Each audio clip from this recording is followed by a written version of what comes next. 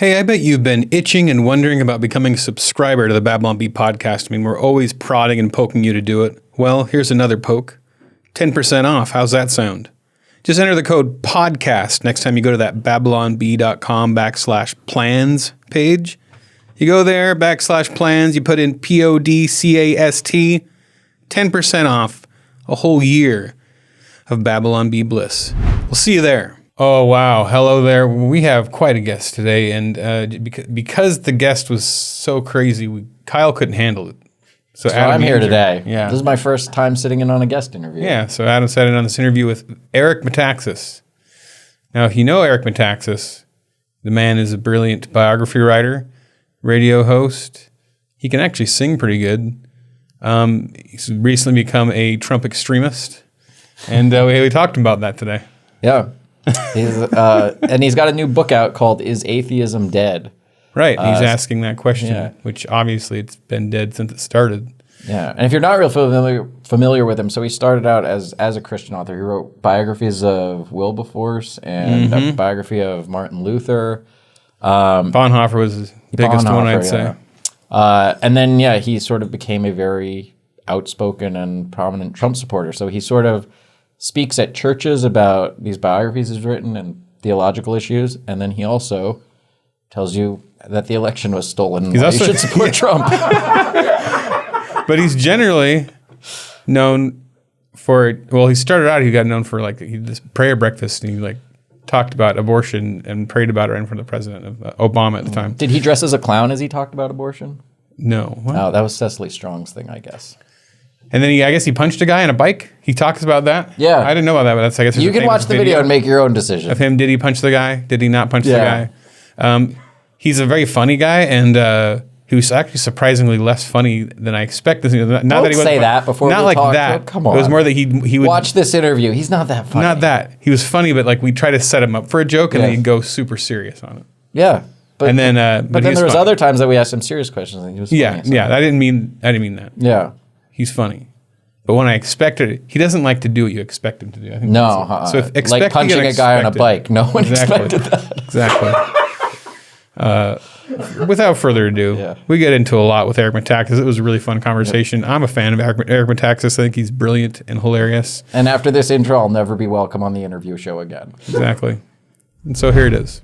Oh, here we are at the Babylon Bee interview show, and we have a very special guest, Mr. Eric Metaxas, in person at the Babylon Bee. Not literally in person, but yeah.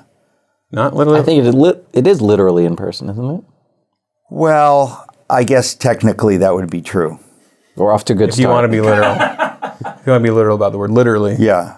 Have you noticed people I'm an English major writer, so when people misspeak and say literally, it's like, we literally blew up. It's like, no, that's the whole point. You didn't literally blow up.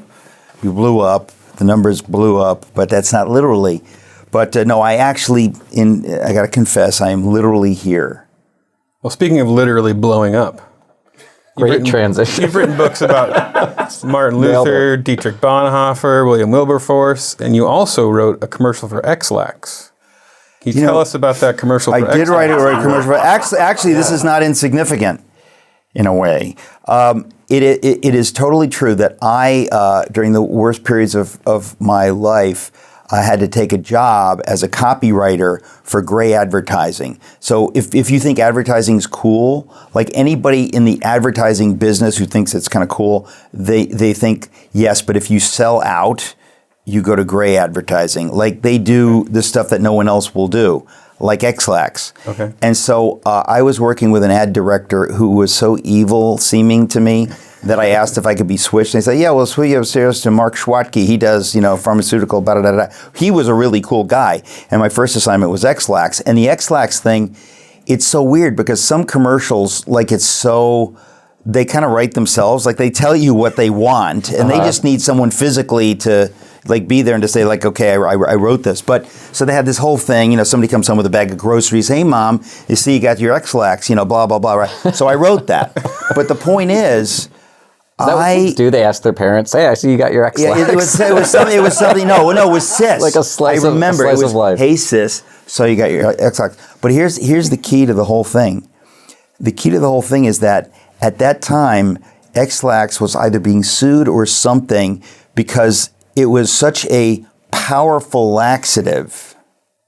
Let me say that again. Powerful. It was such a devastatingly powerful laxative that it sometimes gave people unbelievable cramps and this and that. So they were moving over to an herbal formula, which of course couldn't be nearly as effective, right? So the commercial that I did for X-Lax was the last actual X-Lax commercial. After that, they switched over and it became, X-Lax in quotes. Oh, okay. Because the brand. So for 90 years they had this like formula. Soy I Lax wrote the or something. last X-Lax commercial.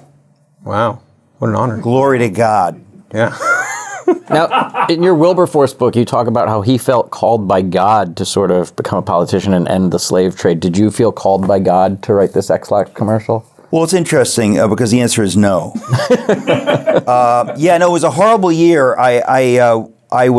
It's like I have to go back in time to explain that. I was, my parents are, European immigrants. So they came here, they're working class European immigrants. So to get to go to a place like Yale and to be an English major and to want to be a writer, sort of doesn't make sense, right? Mm-hmm. And so it was very difficult for me. It wasn't really working out. I wrote a lot of comedy. I was the editor of the Yale Humor magazine.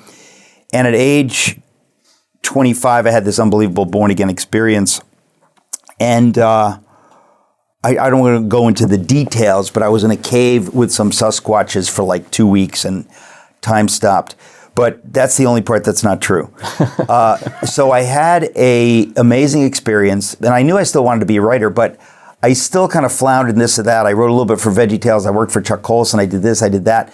But just as I was getting married, I realized, I need a job.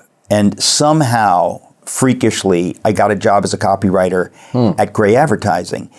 And it was absolutely awful, and I knew that I didn't want to be there very long. And after that, I went to work for Chuck Colson and stuff. But the idea that I spent a year in New York advertising, it was no fun. And if you've ever wanted to know if you weren't called to do something, you do something like that, and you just go, "This is agony. I don't even care. I don't even want to be successful in this. Let me out." So the Lord let me out. I had a similar feeling when I was writing VeggieTales. What the? You went from VeggieTales to wanting to write for X-Lax. Yeah, exactly. Oh, so you went from VeggieTales to X-Lax? No, I mean you. You did. You decided you wanted. I could have written both. How can we tie this all together? We can't. No, I wrote VeggieTales for 3 years, and that was the only thing I did. A new episode. We wrote a new one every week. Yeah, but here's the key. At a certain point. I worked for VeggieTales for 2 years, and they were so poorly managed that they didn't use me at all. I wrote a ton of stuff that they never produced. They never. It was really. It's kind of why they went in the tank because they're paying me well to do nothing. And so I only ended up writing half of Lila Kindly Viking. The only thing I did was the Hamlet Omelet parody, and Mike Naraki, aka Larry the Cucumber, let me be the voice of the narrator on the Esther video. And I wrote some books and stuff for them. But we've got to move on. Gotta move on from VeggieTales. You said you wrote for the Yale Humor magazine? I was the editor of the Yale Humor magazine, that's the cool. Yale Record. Yeah, Michael Gerber, you mentioned, followed me years later.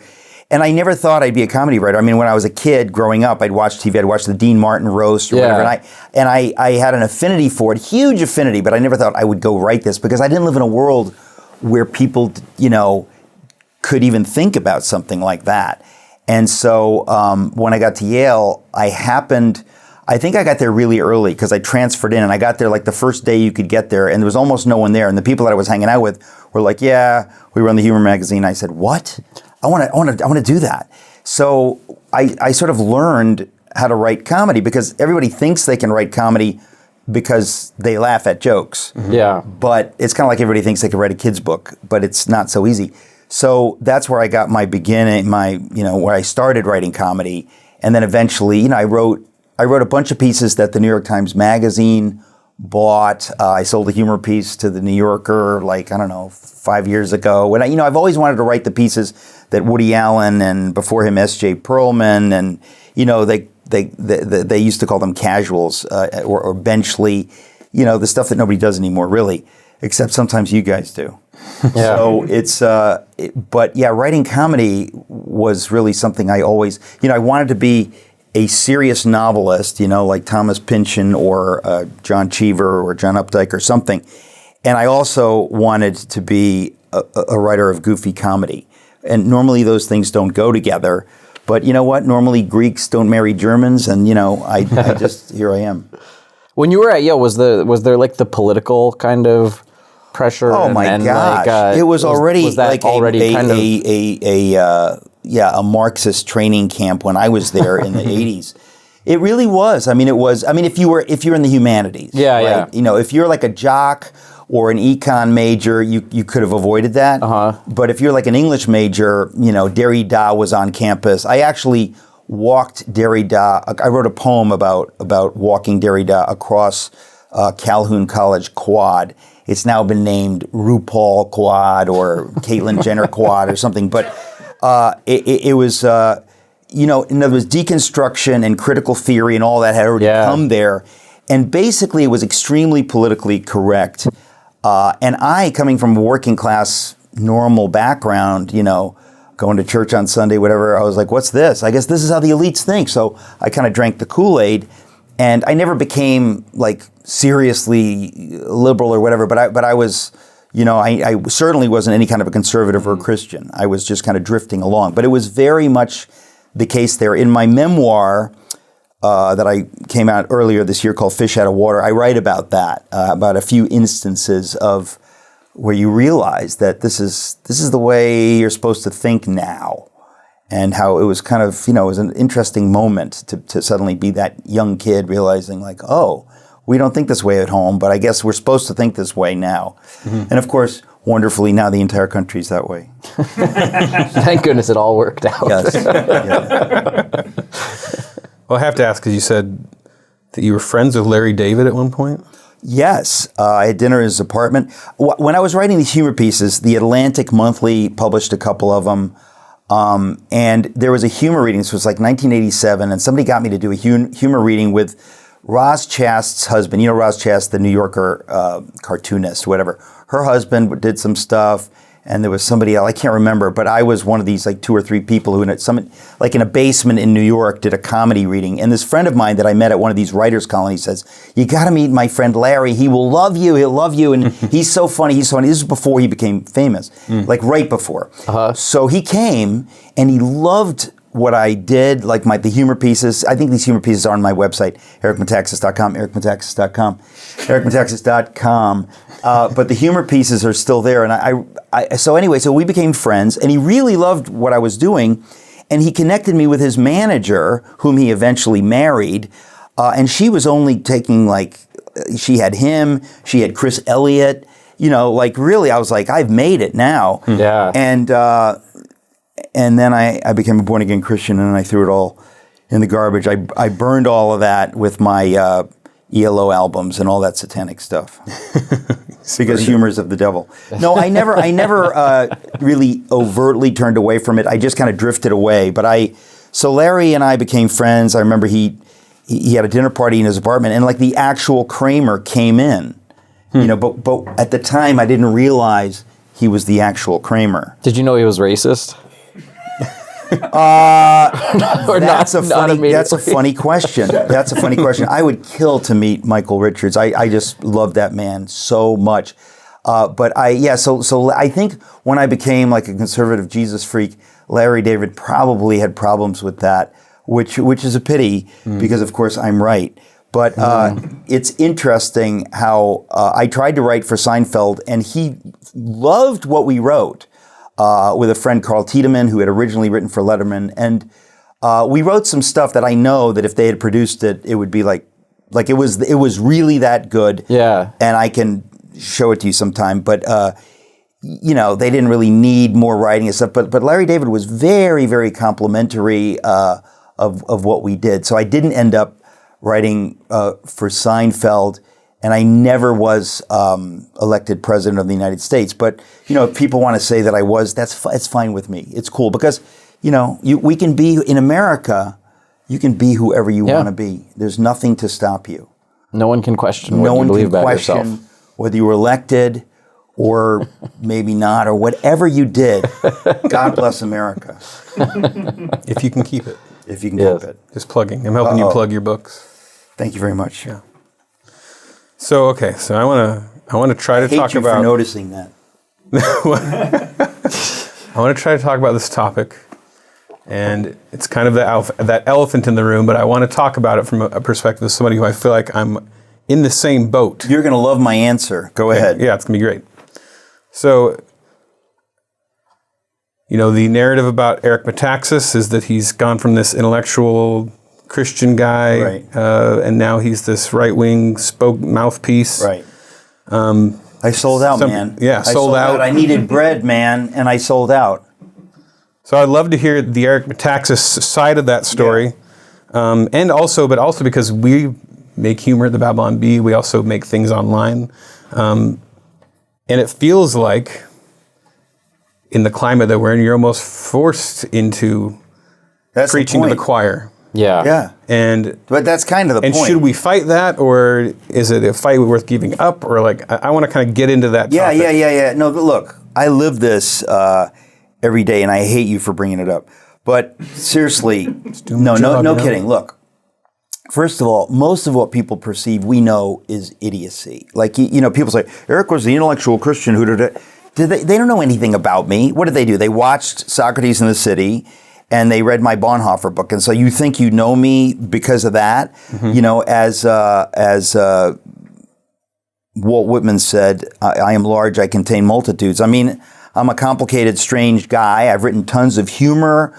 I've written 30 children's books. I've written biographies. I mean, I'm eclectic or scattered or whatever you want to call it. I went to Yale. I live in Manhattan. But I was raised by working class European immigrants whom I love and treasure. And I grew up among working class people. So I didn't become a globalist, Yale-educated elitist like Barack Obama or like all those people. But I know how they think. And, if I'm given an opportunity to be friends with somebody on the other side of an issue, I treasure that. Mm-hmm. But what's happened in this country in the last 5 or so years is that there are people saying, no, unless you agree with me, I'm going to cancel you. And that probably started with the gay thing when people said, I identify as this, and I don't care if you love me. You have to tell me what I'm doing is good. And you'd be like, listen, I'm a Christian. I believe what the Bible says. I can love you. I don't have to agree with you. Exactly, yeah. But I can't affirm what I think is wrong, right? So if somebody says, I'm sleeping with my girlfriend, I can't say, that's awesome.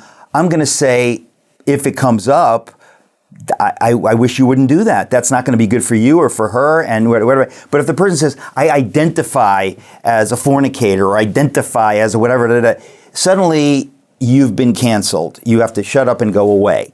So that idea kind of crept into the culture. I don't know how, but it got to the point where if you showed sympathy for the other side, when Jimmy Fallon or Jimmy Kimmel, I guess both of them had kind of cute moments with Trump while he was running for president, mm-hmm. It was as if they had said, Heil Hitler, kill the Jews and blacks. Totally.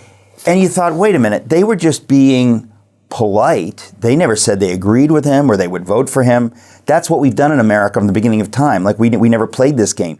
So suddenly something happened. Mm-hmm. And so I was naive because, first of all, I was a radio host and, I'm trying to speak to everybody, to liberals, conservatives, whatever.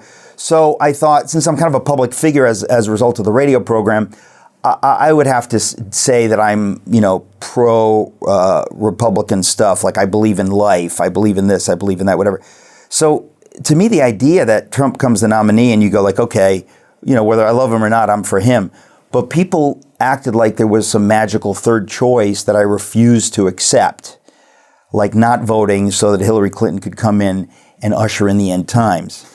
And I said, I don't get that. I mean, Trump mm-hmm. Is for this, he's for this, for this. We'll see how good he is, but I can't even imagine. But the most bizarre thing happened, and it's interesting sitting here talking to you all that it revolves around comedy writing. When Trump was running, and I didn't know where I stood really, but he said some stuff I watched him on the stump a couple times, and I began to have almost like a slight affection for him because some of his stuff was so funny. I said, I've never seen anybody on the stump be this funny. Sometimes intentionally, sometimes not. Yep. He was in an interview with somebody. Remember, he'd made some mistake from the Bible, and so I think CNN interviewer was like sitting down with him and was like, so, Mr. Trump, so, you said you read the Bible. And it's funny that they're really serious about this. Like, who thinks he reads the Bible, right? So they say, you say you've read the Bible. And he says, so which testament do you prefer? Now, could anybody dream of a stupider question? Like, it's the world's stupidest question. But he asks it, he goes, which testament do you find yourself preferring? And Trump, with a level of genius that we've never seen in public life, says, I think I'd probably say, about even. And I said, I don't know where he came up with that, but that is frickin' genius. I'd say about even. Like, He says it so matter of factly, because you could unpack that theologically 1,000 ways. It's just the funniest thing. But anyway, it was around that time that I got the idea of writing a humor piece of, because he was tweeting out of Trump Bible verses, right? So Bible verses that he gets wrong in a kind of Trumpian way, right? So, a good woman who can find? I found 3. Hashtag Trump. Or a man, will leave his parents and cleave to his wife for a season. Hashtag Trump Bible verses. So I came up with a ton of these because I'm conversant in the scripture and in the kind of I grew up in Queens, New York, so the kind of Trumpy way of thinking and stuff. But also as a comedy writer, I could kind of intuit his voice. And so I began almost writing these in his voice, like the way you'd write for Jackie Mason or for Bob Hope or whatever. You kind of get their voice and their way of thinking. So I wrote all this stuff. And as I was writing these, ostensibly making fun of him, I found myself developing a strange affection for his humor and for his way of speaking. And I sold that piece to the New Yorker magazine. And as a result of that, I kind of changed from just saying I'm going to vote for him to saying I really like this guy. And people can look up the Trump Bible stuff at ericmetaxas.com. ericmetaxas.com. And did I mention my website? ericmetaxas.com. But the point is, as I wrote that, I found this affection from him, and I realized it comes from my working class background. Now, this is a guy, I grew up among these people. Mm-hmm. They are not racists. They are good people, but they don't talk like the people who went to Yale with me. Mm-hmm. And when the cultural elite, the cognoscenti, start saying that unless you talk this way, you're a racist, or you're this, or you're that, I just want to say to them, shame on you. That's disgusting. That's un-American. These people are the salt of the earth. I know them. I love them. I would die for them. These are my friends and my relatives. And for you to vilify them and say that if they like Trump, they are bigots, or they're this or that, or they don't like brown people, like this stupid stuff, I reacted to that. It made me angry in the same way that when I was writing Wilberforce, I was angry against the slave traders. Injustice makes me angry. And I saw this injustice being done in the country. And the funny thing is, I wrote a 600-page biography of Dietrich Bonhoeffer, which is all about, trying to, giving your life for the Jews of Europe, right? Somebody who'd been a friend, a journalist, wrote a piece effectively saying that my support for Trump made me out to be an anti-Semite, a secret anti-Semite. And I thought, the world has gone crazy. You can't have a meaningful conversation anymore. I don't care what you think of Trump. He picked 3 Supreme Court justices who actually value the Constitution. That's a pretty good accomplishment. And imagine if Hillary Clinton had picked 3 Supreme Court justices. We would all be, in the American gulag probably today. So I will never understand this, and people have tried to mischaracterize me, and I think I've almost leaned into it. I've said, I don't care. If you want to be that way, if you want to be that shallow and that cancel-y, that's an ugly word, but I've just coined it. Write that down, I just coined it. If you want to be that cancel-y, I don't know what to do. And so I think half the time I'll even tweet stuff just to gaslight, to troll people, because you can't even crack a joke. Many times I've said stuff, giving speeches or wherever, clearly as a joke, and some pious journalist has quoted it as though I said it seriously. So we've gone through the looking glass. It's madness, and if I think anybody who reads what I write. I mean, the new book that I have called Is Atheism Dead, and the book that just came out in February, which is a literary memoir of my life and my coming to faith. And where can people order these books? EricMetaxas.com. Nice. Okay. Let me mention, by the way, if you don't mind, let me mention my website, EricMetaxas.com. But I just thought to myself, we're living in such weird times, but the more people who would lean toward Trump were attacked, the more upset I got, because I said, look, I know I'm against racism and I'm against whatever you would accuse me of. So you can accuse me of those things, but the fact that you're accusing like the unwashed people who created this country and saying that they're this and they're that, it just feels really dark to me, and I'm not going to stand for it. And sometimes I felt myself becoming like a little bit of a voice for those people. And I literally thought, listen, if Bonhoeffer can give his life for what he believes in, I can give up my career or the well wishes of some woke ex-evangelical in Wheaton or something like that. I mean, I just believe that I'm at a point in life where I really have to worry about what God thinks of what I do and what I say. That's all I can care about. And there are going to be people who are going to get what I'm trying to do, and there are people who won't. And all I can say is, I know that I stand before God, and I know that I care what He thinks. If you aren't convinced of that, I can't help you. But I know that people who really know me know that. So we are living through bizarre times, and I think Ethan, what you were just saying, like you want to have friends on both sides, but can we do that? I think there are good people with whom you can still be friends and disagree, and I go out of my way to be friends with them. But there are other people that, unless you say what they want to say, and God bless Dave Chappelle. That's what I was gonna for bring up. telling them Yeah. that they can pee up a rope. He's not going to do it. Yeah. Yeah, what do you think of that? It feels like Dave Chappelle's like the last comedian, and he's getting it right now. I don't even know what you make of Dave Chappelle now. He was beloved by all, and now he's... But then it's also the conservative embrace is interesting, because it feels like there's so many things he says that you think they'd not be so crazy about. But see, this is the beauty of it. And doesn't it tell you, it's kind of like Solomon and the baby? Like, you want to know who's the good one, who's the real mother? You'll find out. This is the one that says, no, don't cut the baby in half. You take the baby. That reveals the heart of the mother. I really believe at this point, you see who is sane and who is insane. You see who has sold their soul. I will stand with Dave Chappelle. I will stand with Naomi Wolf. She was in my class at Yale.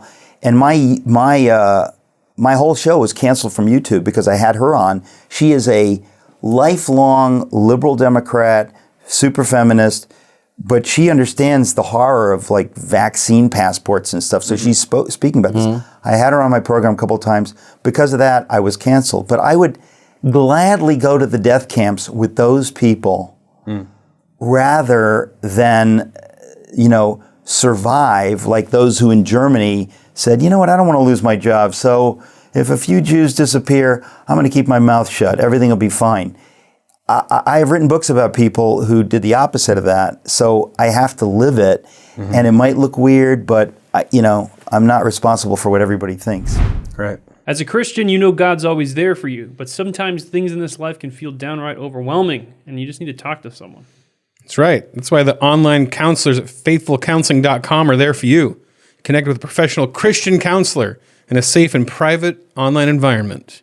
It's so convenient. It is, and it's nice that you can talk to someone who shares your faith and values, people that specialize in depression, stress, anxiety, relationships, crisis of faith issues. You're not going to get that with an atheist counselor. I'll tell you what.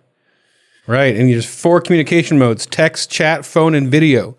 You can start communication under 24 hours. Desktop, mobile, web, Android. Man, they got everything.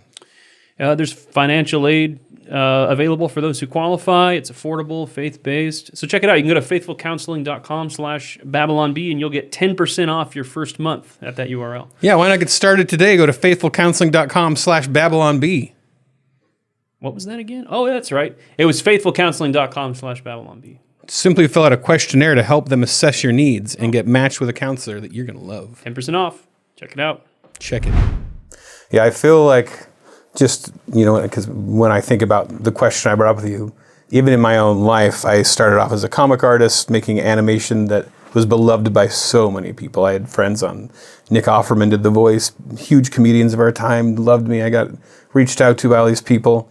And I get the same criticism. They see Babylon B and they go, "Oh, what's become of Ethan?" They think that I've gone through this transformation. Like, no, that's been me the whole time. Yeah. But think how insulting and stupid it is. Right. What's become of you? Yeah. Literally nothing. You are exactly who you were. The question is, what's become of them, that they judge you by one thing, or that they Right. don't have the intellectual you can't be both. expansiveness Right.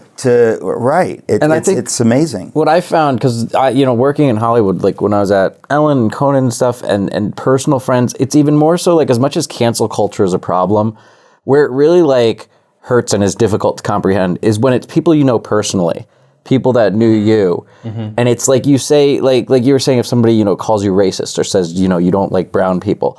It's like they could have known you for years, know that you will work with black and brown people and Yeah. Jewish people and gay people. They will know that you can get along with these people. Right. They know your sense of humor. They know your heart.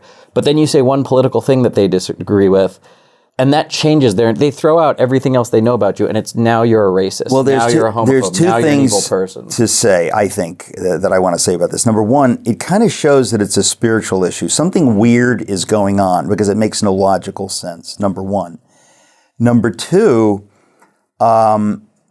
isn't this precisely what happened in Germany under the Nazis?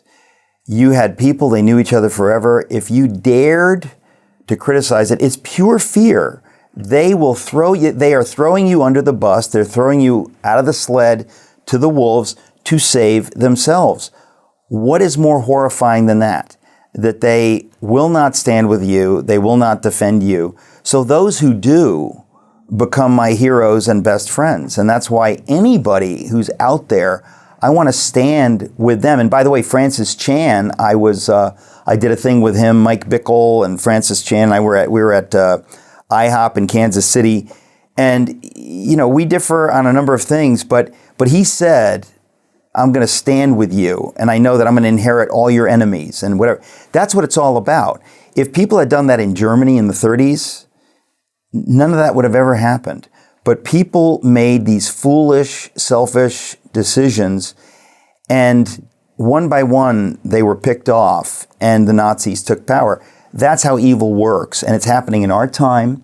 And this is why I've been going everywhere. I say to the church in particular, wake up now. Because Bonhoeffer was saying, wake up now. And they said, yeah, maybe tomorrow, maybe tomorrow. By the time they woke up, they had no power. We have a lot of freedom in America. And again, this is not about, comparing ourselves to Bonhoeffer. It's the principle. You've never seen it illustrated more clearly than in Germany in the 30s, that they had a measure of freedom and power, not just the church, but all kinds of people.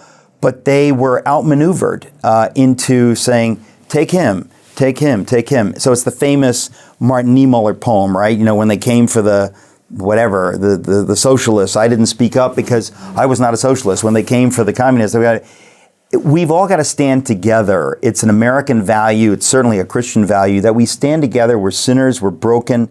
But we support each other. We stand together even if in our disagreements. That's what America has been all about. That's the beauty of this nation.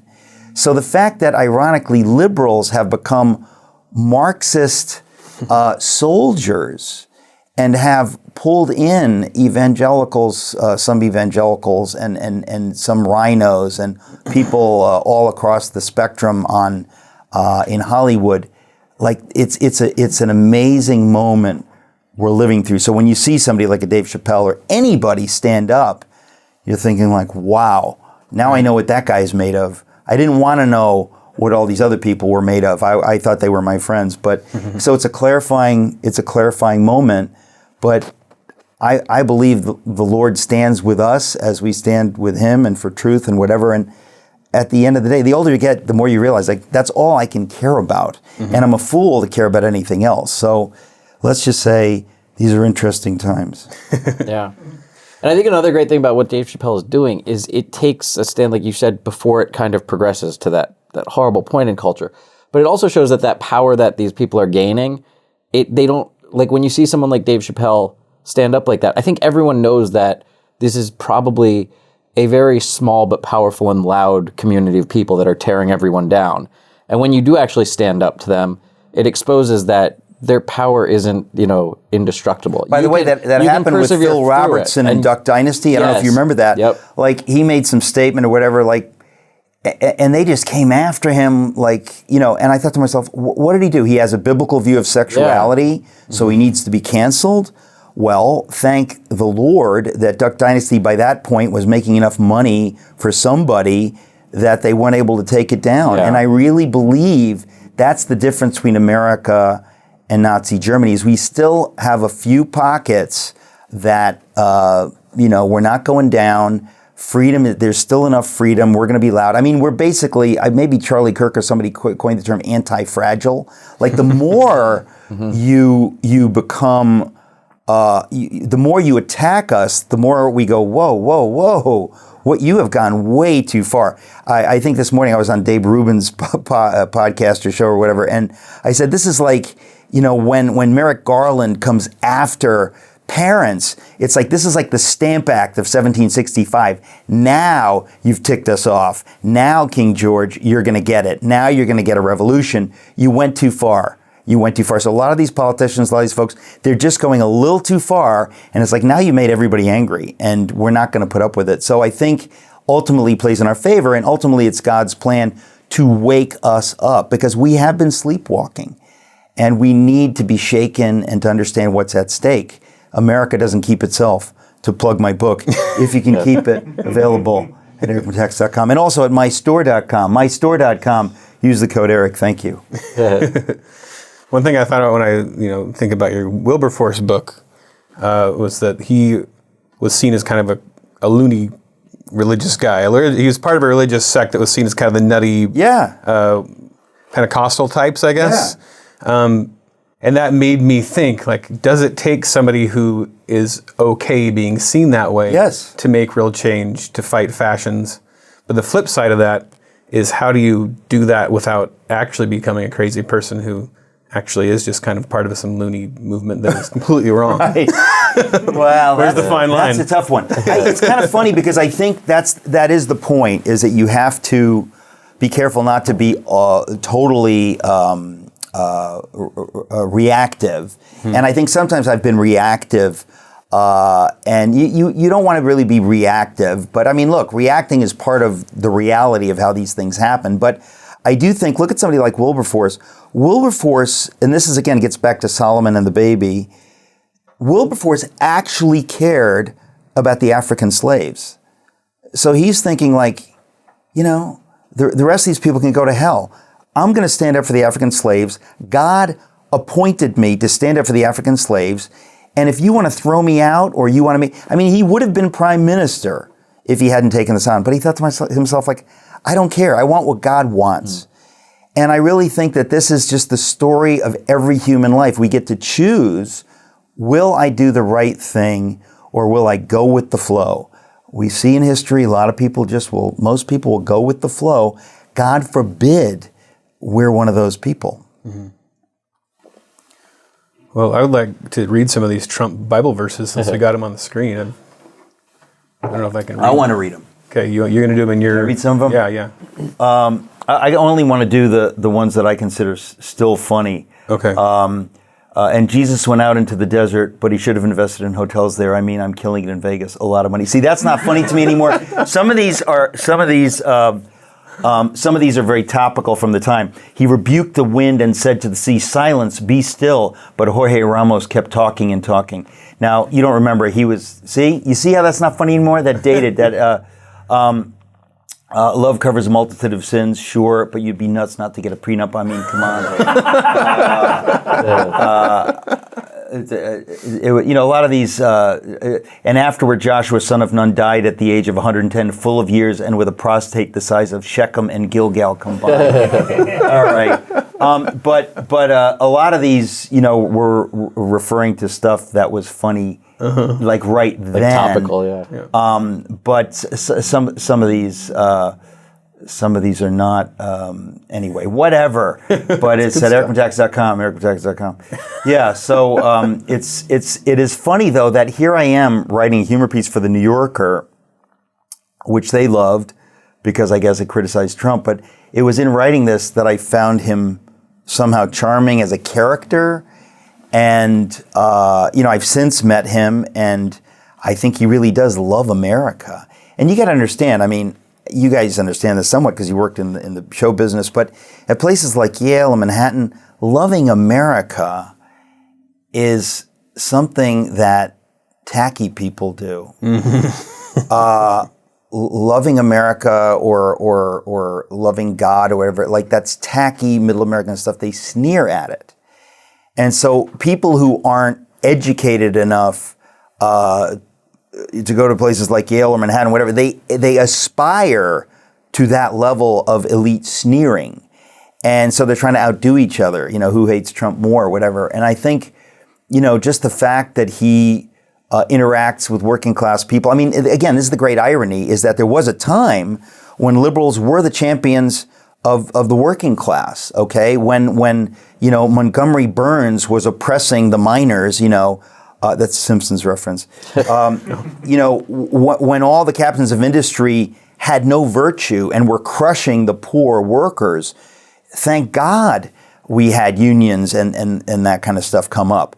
But it's 100 years later, and now the people who talk about caring for the poor or for blacks, in reality don't. They care about what their friends think of them. And because if you actually cared about the urban poor, you would preach against socialist policies and big government till the day you died. So we're living in weird times. But I see Trump as somebody who just he saw problems, he wanted to solve them. And the idea that, he's so déclassé, we're going to sneer at him, we're going to use our cultural bona fides to make anyone who associates with him feel like scum. Mm-hmm. That itself is so un-American. And so the liberals have become the party of the elites. And those Republicans who aren't rhinos, and there's just a handful of them, have become the champions of the working class. And so I really believe that if we fight, America has a future, but we really have to fight, and we have to understand that you have to pay a price. But we've paid prices, and you realize you can't outgive God. Whatever you give, He's going to give you more. So, well, you were so inspired by Trump that you made some children's books about Trump. Actually, now here's the funny thing: the 3 children's books available at mystore.com with the code Eric. The 3 children's books didn't start out as children's books. Because I've done so much comedy writing, I have a really, really good friend. His name is Tim Raglan, lives in Kansas. And Tim Raglan and I have done all these children's books together. And he was the one that originally, when I was still sneering at Trump, said, no, watch him on the stump. I think he's the real deal, whatever, okay? So when I decided, I'm going to vote for Trump or whatever, I said to my friend Tim, we need to write a children's book, but really an adult comedy book in the shape of a children's book, in the form. And so we came up with Donald Drains the Swamp, a caveman named Donald who sees a problem, there's a swamp, and he figures out how to drain it, and he drains it, and all the people cheer because they're connected back with, the king was in the middle of this island, in the middle of this swamp, and he only talked to the swamp creatures and whatever, so it's like this parable.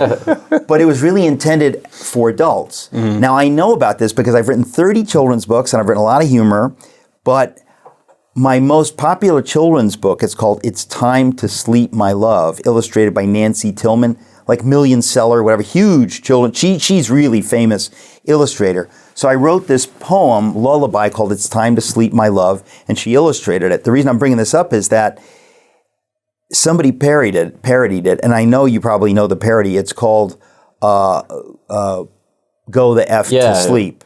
And that is a direct parody of my children's book, It's Time to Sleep, My Love, right?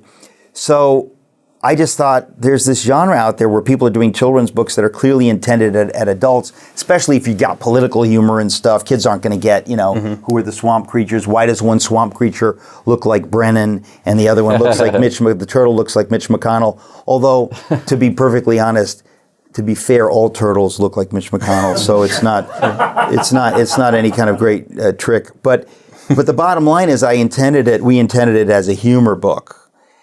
But so many people, when we did the second one, Donald and the fake, Donald Builds the Wall, people were reporting on it like it's a children's book or whatever, but also so many people who bought it loved it for their kids. They said, I read it to my kids, it's his favorite book and stuff.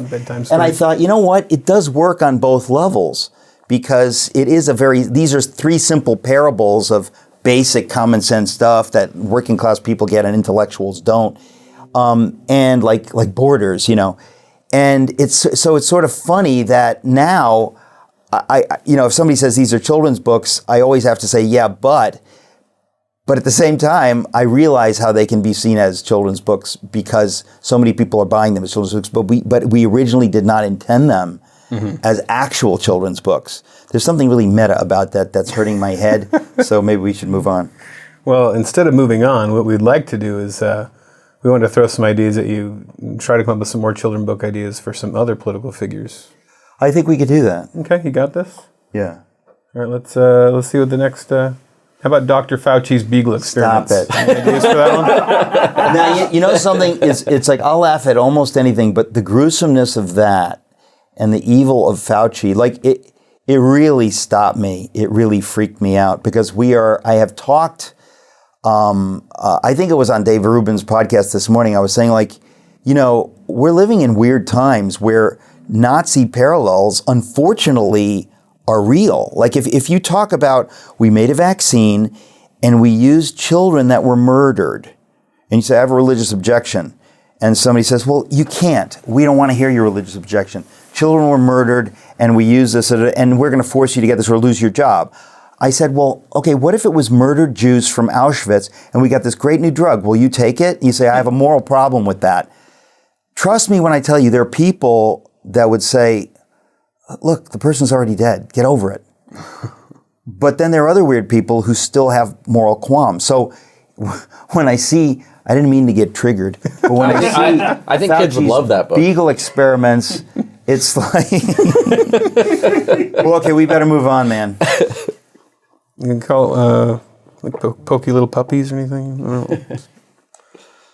How about AOC? You got a good book for AOC? By the way, the man who should be the next mayor of New York, Curtis Sliwa, have you followed him? I'm not. He's like a living cartoon character. He makes Trump look like Walter Mondale. and he would be the greatest mayor. This is Curtis Sliwa. Okay. He would be the greatest mayor. And since he's a New Yorker, whenever he refers to all AOC, he calls her all out crazy. And I thought, that's about it. Like there's nothing, I could never be witty about her because she's featured in the Donald the Caveman books as an angry little girl. Is that too on the nose? Not crying by a fence or anything? How about Andrew Cuomo being charged with groping a woman in his mansion? I think you guys need to help me come up with these. Andy, I thought for that one you could do the very handsy caterpillar. The very handsy caterpillar.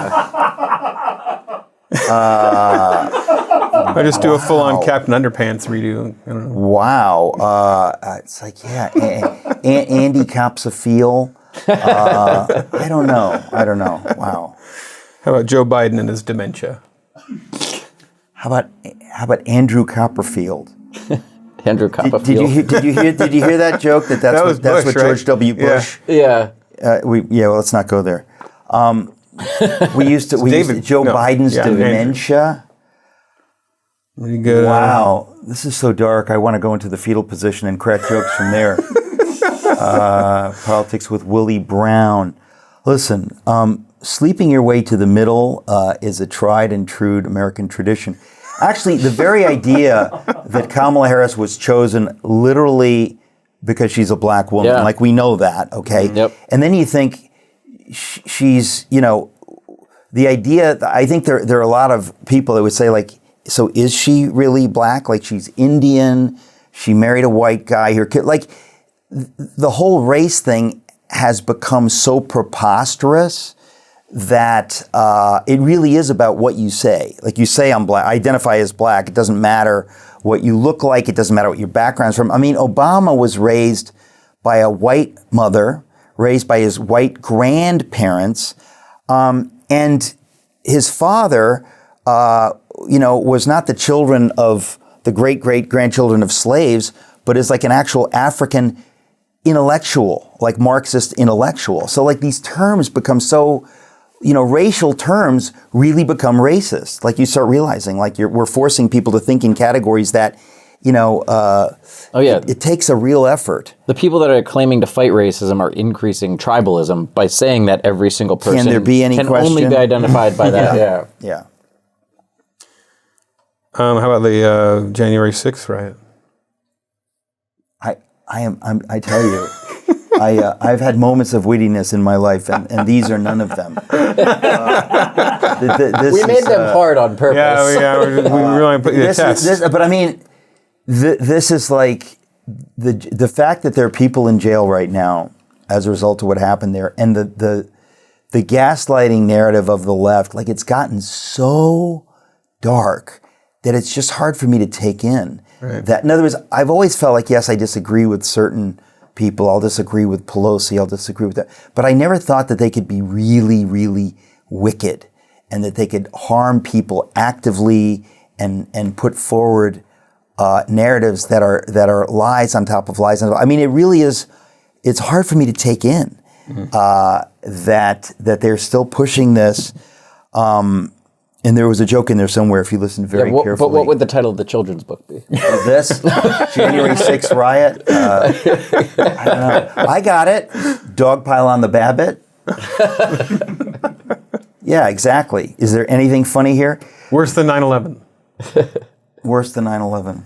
There's a little bit of a lighter one. there you go. Protesters following Kirsten Sinema into the bathroom. Oh, okay. Now, literally a week ago, the American Spectator published an entire humor piece I wrote about this, and it's lobbyists' bathroom etiquette.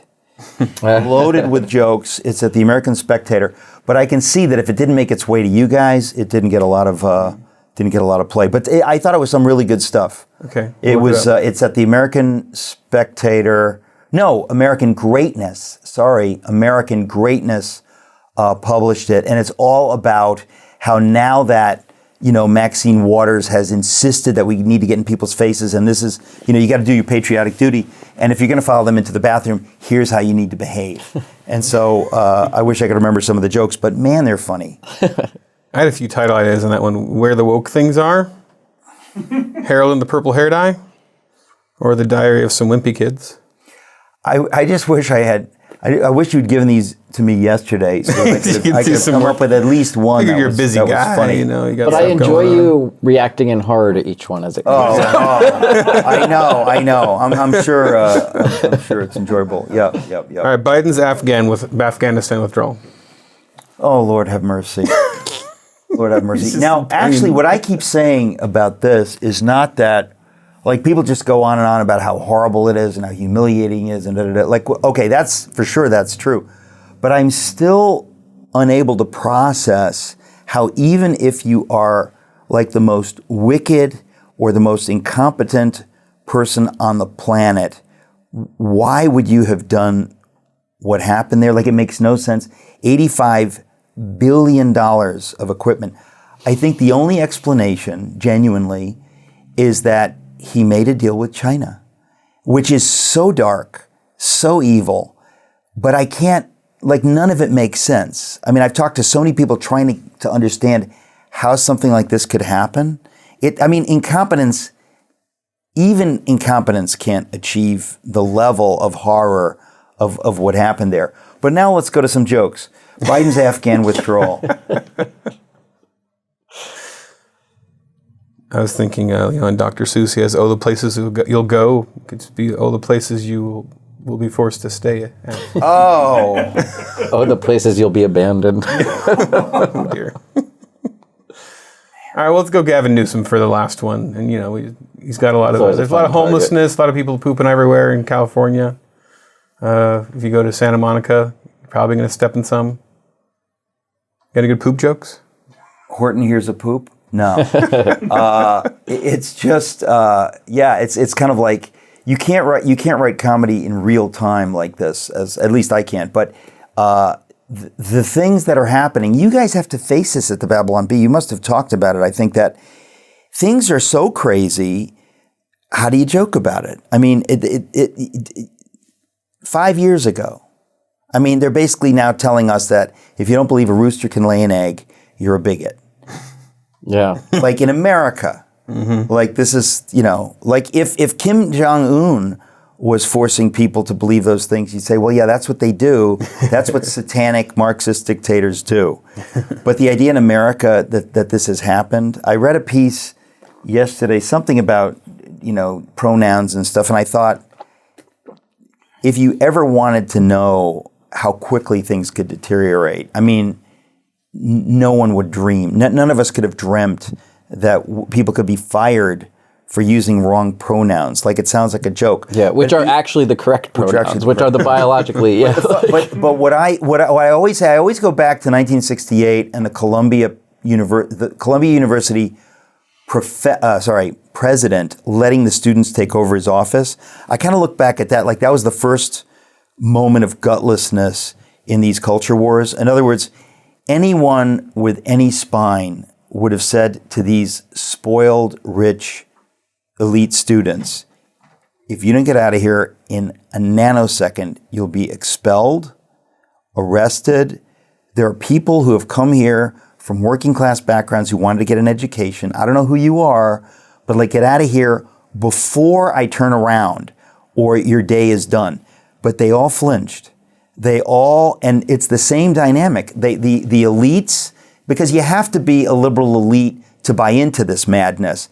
They thought, well, I'm kind of guilty. I'm the university president. They're just poor students trying to be heard. And so there's no thought for the people actually trying to get an education. And a tiny group of radicals were able to get away with this. So if you're the head of a corporation and you don't stand against this, if you're the head of the NBA or the NFL or whatever, none of them seems to have the guts to stand against this stuff. They could do it in a second, but they don't have the guts. And so when you want to know, how did all those Jews get murdered? This is how.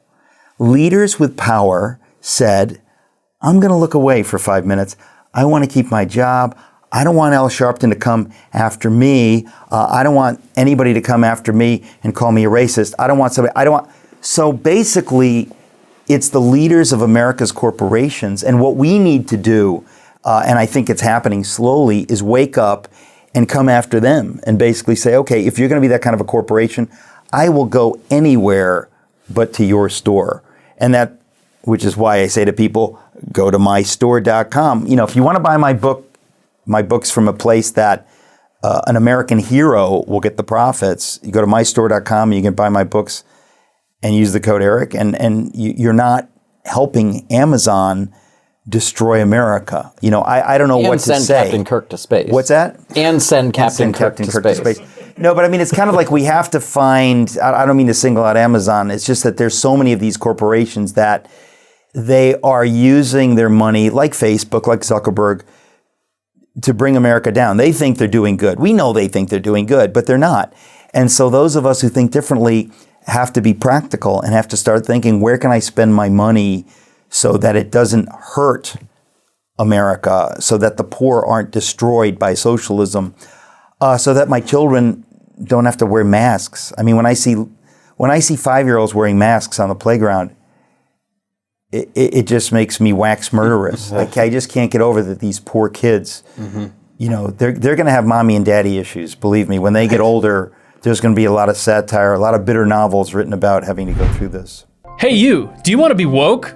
I know I do. I wake up every morning thinking I would really want to be woke. That's fantastic, because I have a product that meets that exact need that you just articulated right then. It's a new book called The Babylon Bee Guide to Wokeness, and it teaches you how to be woke. My entire life, I've asked myself, how are these kids these days getting so woke? And I know that there's got to be an instruction book out there, but there isn't until now. Now there is. Because this book teaches you how to be woke so you won't get canceled, so Twitter mobs won't come after you and ruin your life. You get to know how to choose your pronouns, your gender. Buy this book so that you won't get canceled. You can order it today. Well, I think something you mentioned earlier that sparked something for me when you were talking about the leaders of the corporations and stuff that don't have the guts to stand up to these people. What's interesting about it, I found this a lot working in the entertainment industry, is that there are people who are slightly on the left or maybe moderate on the left, but they're afraid of the people further to the left. That's Always.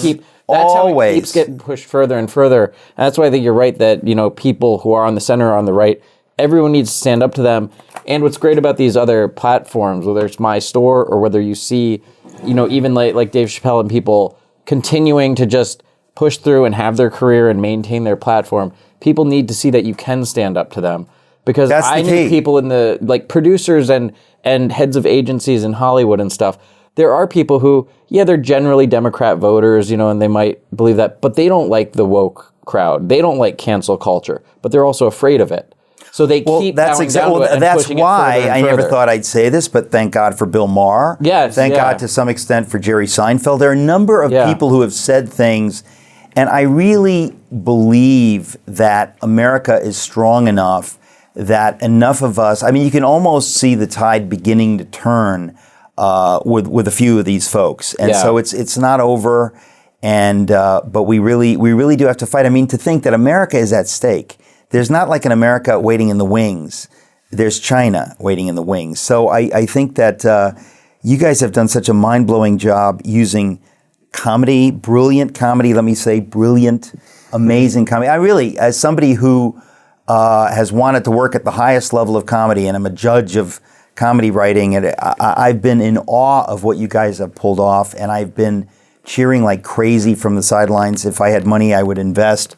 Even if I don't have money, I will invest anyway, I think, because you guys are amazing, and we should do a TV program together. Do something. Yeah, we got something. I think we will. All right, well, we are going to absorb that into our egos, and then we're going to go to our subscriber portion. Just a few more questions for Eric, including the 10 questions we always ask. And the rest of you, I guess you're going to leave.